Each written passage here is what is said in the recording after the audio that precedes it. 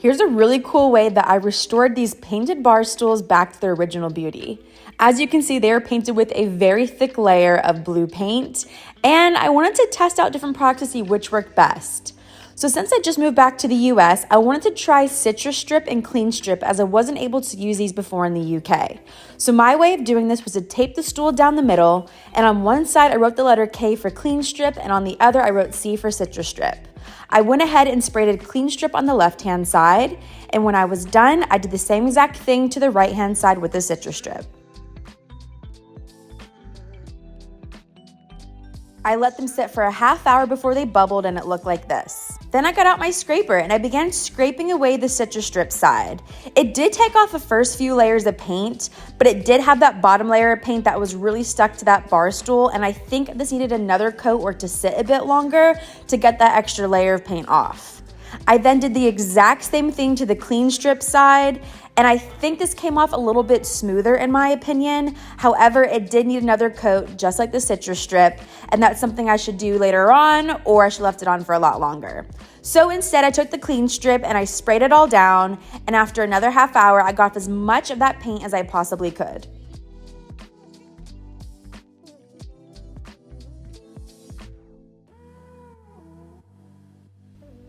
And I don't know about y'all, but one of my least favorite things to do is to strip paint and use paint strippers. I find it so messy, and I'm just a go-to sanding type of gal. So I brought this outside once I got as much paint as I could off, and I just got out my handy dandy sander, and I went around and got as much of that dark varnish off these bar stools as I possibly could. This was a super hot Georgia summer day, and I don't know about you, but sanding outside is the sweatiest, hottest thing that you can possibly do. I thought I caught heat stroke. So next, to get into these detailed areas, I got out my favorite tool. This is called a carbide scraper, and this is a really sharp scraper that has a deep edge to get into those hard to reach areas, and it really just peels back those little thin layers of wood. It's almost like a wood plane, I guess you could call it. Then I got out my rotary tool, and this is also a great tool to use to get into those hard to reach areas. And this just cleaned up those edges that I used the carbide scraper on and made them nice and smooth.